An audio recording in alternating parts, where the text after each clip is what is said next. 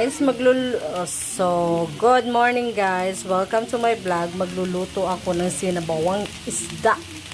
Silagay ko ng kamatis, sibuyas, at tubig. So, ayan. Luto ako ng sinabawang isda. This is fish.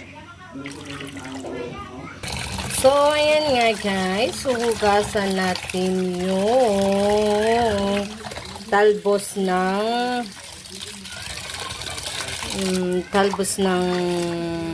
tawag dito.